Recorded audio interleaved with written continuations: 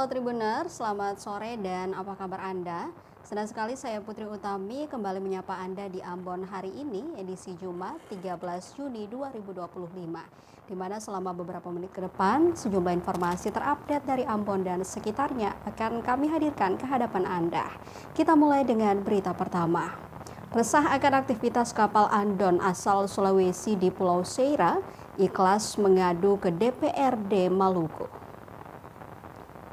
Puluhan anak muda yang tergabung dalam Ikatan Keluarga 51 Seira atau Ikhlas Ambon menggelar aksi damai di depan kantor DPRD Provinsi Maluku, Kamis 12 Juni 2025. Aksi ini menjadi bentuk kepedulian akan keberlangsungan lingkungan laut dan kesejahteraan nelayan lokal di Pulau Seira, Kecamatan Wermaktian, Kabupaten Kepulauan Tanimbar atau KKT. Dengan penuh semangat, para demonstran mengangkat pamflet berisi pesan-pesan kritis. Di antaranya, tolak nelayan Andon, berdayakan nelayan lokal, stop eksploitasi laut bumi buan lolar, dan leluhur KKT menangis lihat pengerusakan laut. Koordinator lapangan atau Korlap Kasarus Seren Literi menjelaskan bahwa aksi ini merupakan respons terhadap maraknya aktivitas kapal Andon dalam penangkapan telur ikan terbang dari Sulawesi dan beroperasi di perairan Seira. Menurutnya, kegiatan penangkapan tersebut dinilai tidak hanya merusak ekosistem laut, tetapi juga mengancam keberlangsungan hidup nelayan lokal. Tak hanya itu, Ikhlas juga mendesak DPRD Provinsi Maluku untuk segera merancang dan membahas rancangan peraturan daerah atau Raperda mengenai tata kelola sumber daya kelautan dan perikanan, terutama menyangkut regulasi penangkapan telur ikan terbang dan perlindungan hak ulayat laut daerah Provinsi Maluku, terkhususnya di Pulau Seira. Hingga berita ini diterbitkan, masa aksi sementara audiensi dengan pihak DPRD Provinsi Maluku.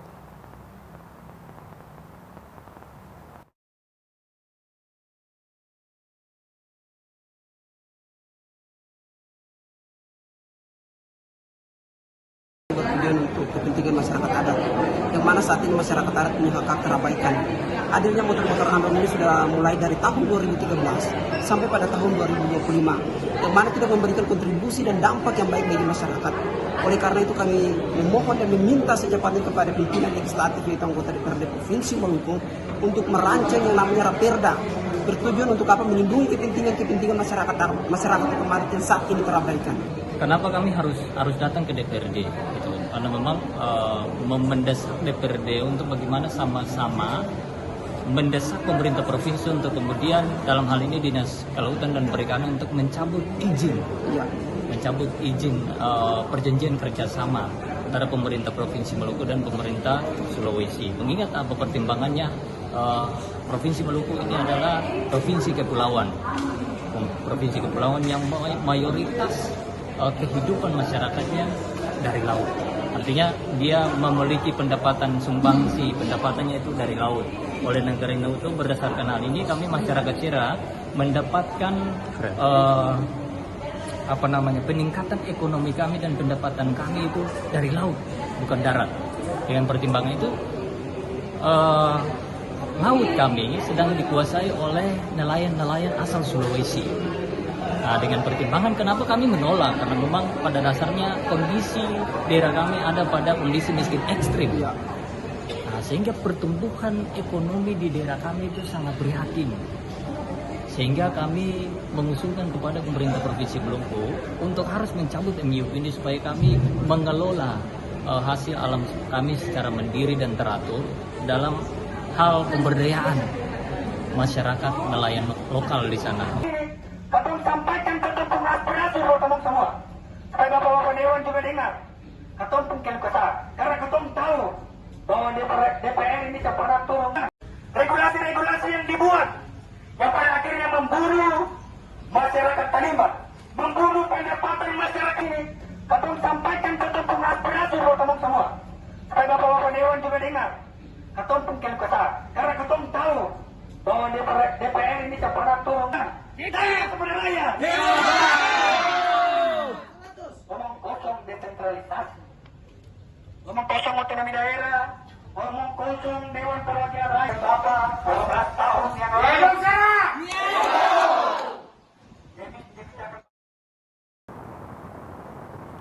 Dari Kota Ambon kita ke Maluku Tengah. Tribuners, desa, PKM, dan RSUD di Malteng diproyeksikan untuk intervensi program pengentasan kekerasan seksual. 10 desa dan sejumlah pusat pelayanan kesehatan di Kabupaten Maluku Tengah diproyeksikan untuk intervensi program pengentasan kasus kekerasan seksual. 10 desa yang diproyeksikan tersebar di wilayah Kecamatan Amahai, Soahuku, dan Yanduelo, Kecamatan Kota Masohi, Letwaru, dan Haruru, Kecamatan TNS, Layeni, dan Waru, Kecamatan Saparua, Ulat, dan Sirisori Islam, dan Kecamatan Saparua Timur, Kulur, dan Tiou. Nama programnya adalah Arumbae alias Perempuan Mampu dan Berdaya untuk Bebas dari Kekerasan. Selain desa-desa tersebut, 5 puskesmas atau PKM juga bakal diintervensi. Di antaranya PKM Layeni, PKM Jazirah Tenggara, PKM Amahai, PKM Saparua, dan PKM Letwaru. Proyek Koordinator Arumbae Yayasan Inisiatif Perubahan Akses Menuju Sehat atau IPAS Indonesia, Dia Novita menjelaskan bahwa fokus program ini pada pemberdayaan perempuan dan anak. Melihat kejadian kasus asusila baik kekerasan gender dan seksual di Maluku Tengah, maka ini menjadi konsen Yayasan IPAS. Diakui RSUD Masohi dan RSUD Saparua juga bakal diintervensi program Arumbae. Ia menuturkan hal ini menjadi sangat penting sehingga perlu melibatkan peran pemerintah negeri, tokoh masyarakat, tokoh keagamaan, serta tokoh-tokoh lainnya agar dapat menciptakan sistem yang dapat mencegah kekerasan pada anak dan perempuan di Malteng. Penguatan ini ditujukan pada dokter serta tenaga keperawatan serta manajemen layanan kesehatan, manajemen puskesmas maupun manajemen rumah sakit daerah.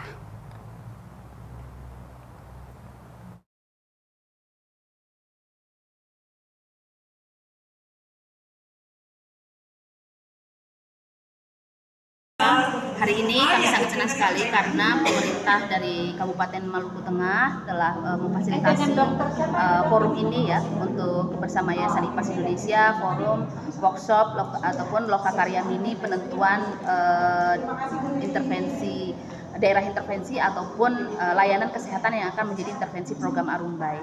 Jadi program Arumbae ini sendiri adalah program yang memang akan berfokus pada pemberdayaan perempuan dan anak, dan selain itu adalah pemberian layanan kesehatan terhadap perempuan dan remaja perempuan yang menjadi korban kekerasan gitu ya, baik kekerasan terhadap perempuan secara umum maupun kekerasan seksual. Di sini bagaimana nanti ke depannya kami bisa mendukung pemerintah Maluku Tengah untuk melakukan penguatan kepada beberapa puskesmas terhadap layanan kekerasan terhadap perempuan dan anak. Jadi bagaimana kami nanti melakukan penguatan terhadap dokter ataupun tenaga kesehatan ya. Juga kami melakukan penguatan terhadap manajemen layanan kesehatan, manajemen puskesmas maupun manajemen rumah sakit daerah agar memiliki penguatan gitu tentang ataupun peningkatan kapasitas tentang layanan kepada perempuan dan anak korban kekerasan. Jadi itu sebenarnya inti dari program ini, dan kita berharap ke depannya program ini tidak hanya menyasar gitu ya terhadap layanan kesehatan, tetapi bagaimana juga program ini bisa melakukan pemberdayaan di sekitar masyarakat agar masyarakat juga kemudian terbangun kesadarannya tentang pencegahan terhadap kekerasan terhadap perempuan dan anak, sehingga dua belah pihak ini terbangun sebuah sistem untuk mencegah terjadinya kekerasan gitu.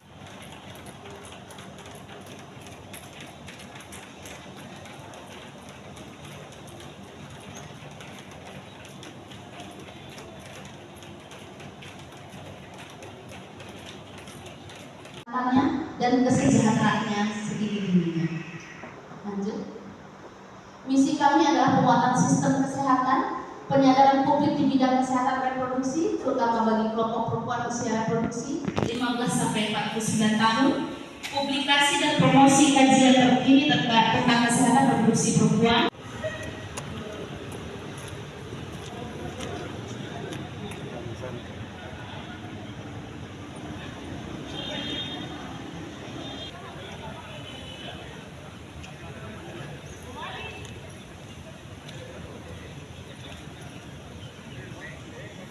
Sebentar, Bang.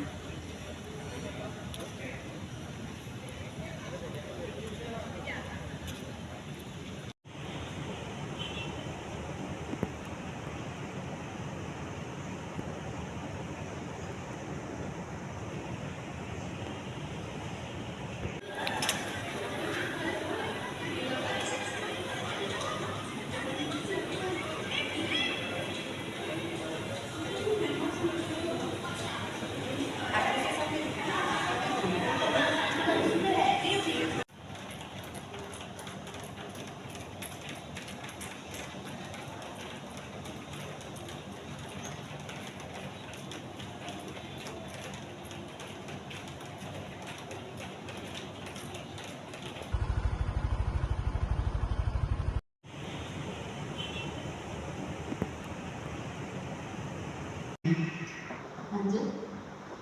Misi kami adalah penguatan sistem kesehatan, penyadaran publik di bidang kesehatan reproduksi, terutama bagi kelompok perempuan usia reproduksi 15 sampai 49 tahun, publikasi dan promosi kajian terkini tentang kesehatan reproduksi perempuan.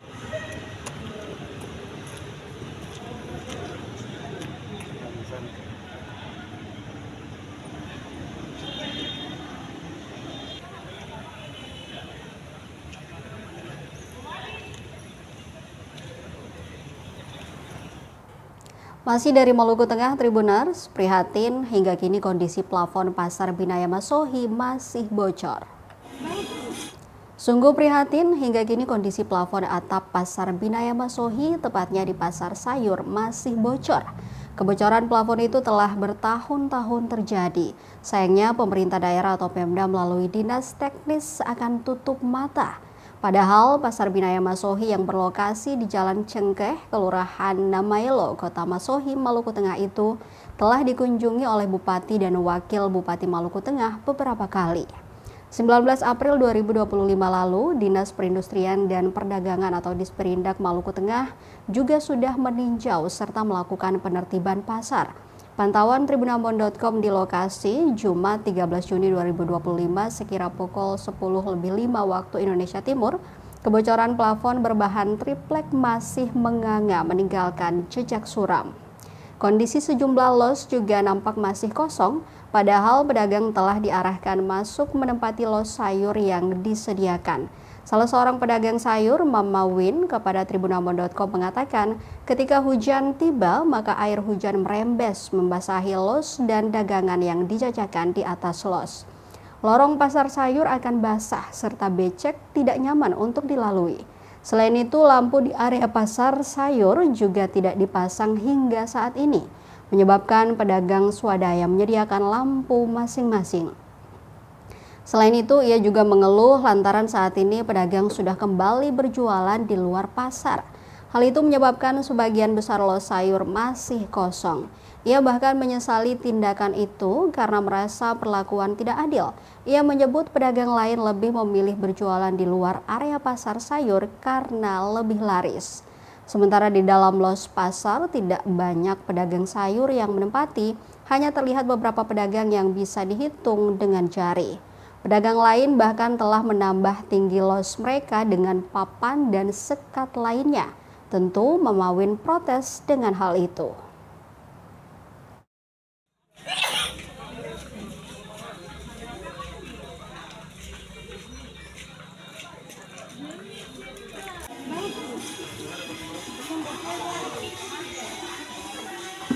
Kayak kemarin tuh kita ngamuk.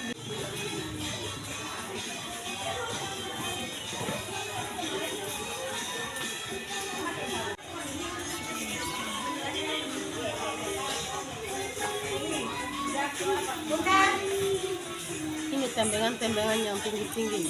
Masuk lalu keluar lah begitu. Kayak masuk sementara saja begitu. Iya. Nah. Betul tuh dari nanti dari ini harus ditegaskan kan dapat denda berapa kan supaya orang itu akan jerah. Kalau sih dijerah begitu tuh Itu sudah mah. sanksi itu denda saja. Kalau sanksi denda lebih tinggi tuh, dong tetap akan ini. Jadi Mama Oh 5.000. Iya.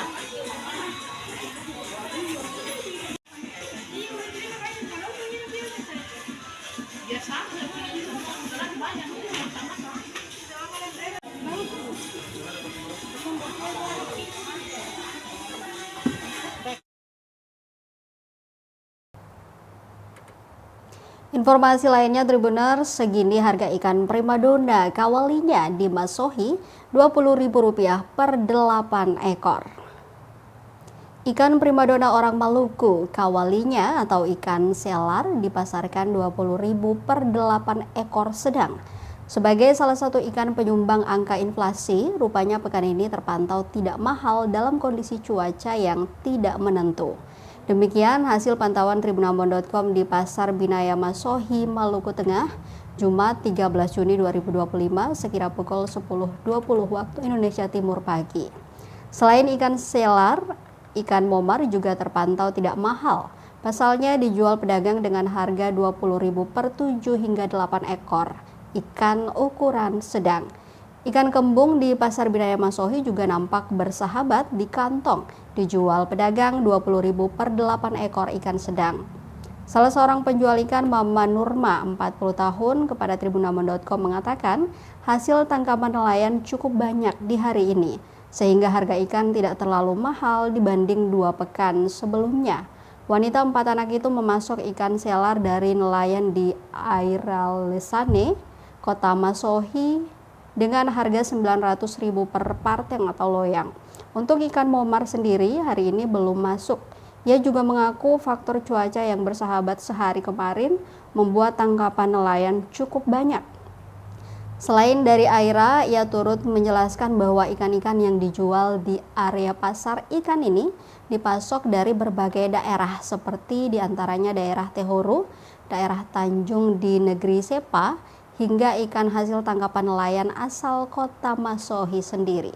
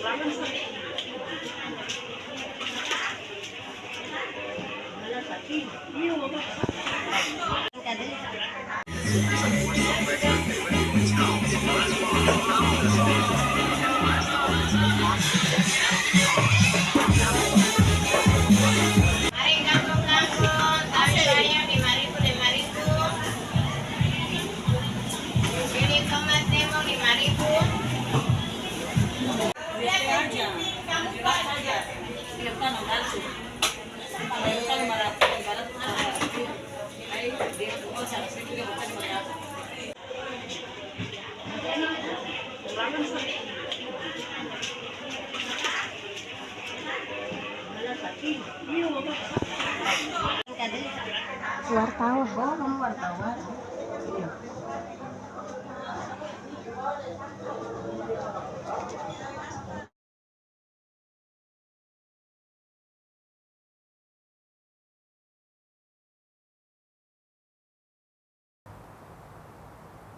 Kita ke Maluku Tenggara, Tribuners, harga cabai di Pasar Langgur masih mahal, sentuh Rp180.000 per kilo.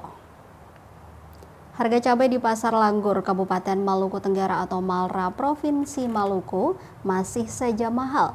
Kamis 12 Juni 2025. Sempat tembus harga Rp200.000 di pekan lalu, kini harga berangsur-angsur turun. Kini harga cabai rawit produksi lokal dibanderol dengan harga Rp180.000 per kilo. Sementara cabai keriting dijual Rp150.000 per kilo, naik dari harga sebelumnya Rp100.000 per kilo. Untuk tomat lokal, produksi petani lokal berada di kisaran Rp50.000 per kilo. Sedangkan bawang merah dan putih kompak berada di angka Rp60.000 per kilo. Buncis juga meroket per kilo dihargai Rp50.000, kol Rp4.000, kentang Rp40.000, wortel Rp50.000 per kilo. Kakak Nona, salah satu pedagang Pasar Langgur, mengatakan untuk harga cabai memang sulit untuk turun. Menurutnya, pedagang juga kadang lebih memilih menjual cabai dari luar. Harganya lebih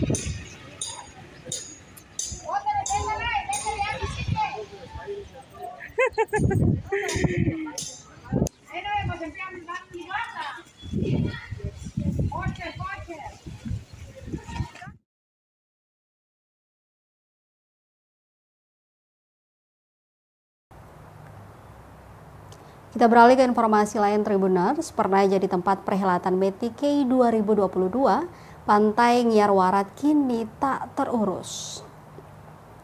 Pantai Ngiar Warat di Ohoy atau Desa Ohidetaun, Kecamatan Kei Kecil, Kabupaten Maluku Tenggara atau Malra, Provinsi Maluku, kini tak terurus lagi.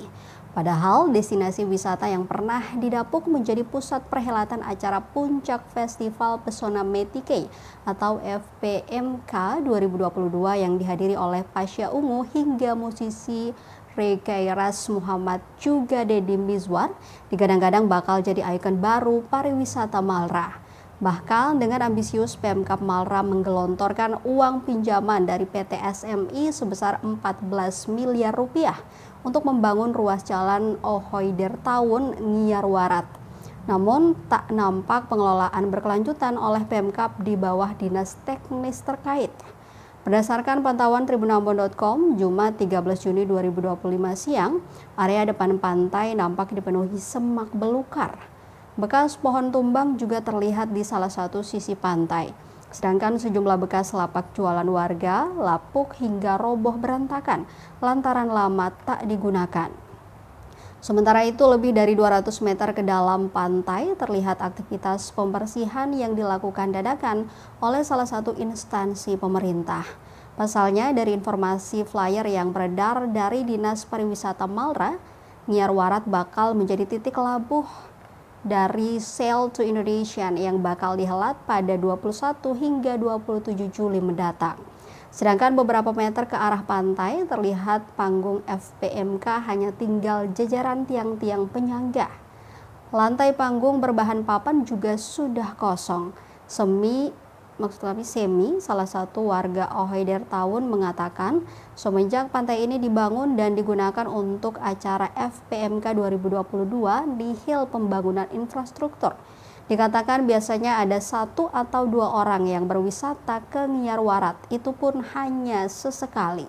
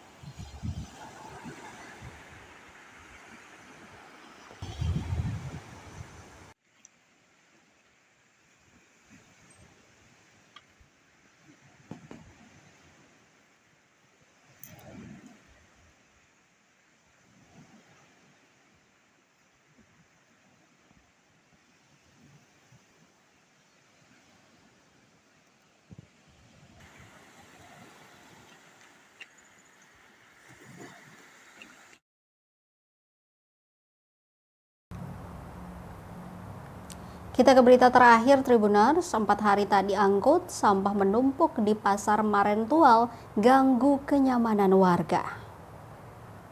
Penumpukan sampah di depan Pasar Maren, Kota Tual, Provinsi Maluku harus menjadi perhatian serius. Pasalnya, sampah yang dibiarkan berhari-hari tanpa pengangkutan membuat kawasan pasar tampak seperti tempat pembuangan mini. Tak sampai di situ, aroma busuk sampah pun tercium saat memasuki area pasar. Amina, salah satu pedagang sembako tepat di depan Pasar Maren, mengaku sudah 4 hari sampah tak kunjung diangkut armada Dinas Lingkungan Hidup atau DLH Kota Tual. Menurutnya, pedagang di sini tidak disiplin dalam hal membuang sampah, padahal sudah ada tempat yang disediakan. Dia pun berharap petugas hendaknya tiap hari sampah di sini diangkut. Pasalnya mengganggu kenyamanan dan pemandangan sekitar kalau dibiarkan berhari-hari.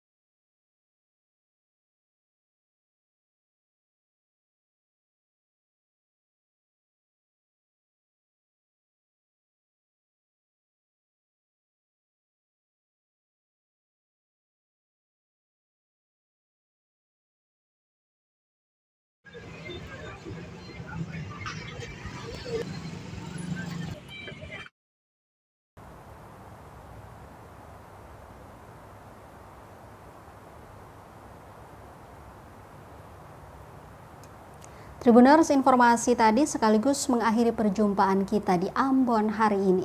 Saya Putri Utami mewakili seluruh kru yang bertugas mengucapkan terima kasih atas kebersamaan Anda. Selamat sore, sampai jumpa. Amato. Download Tribun X sekarang. Menghadirkan lokal menjadi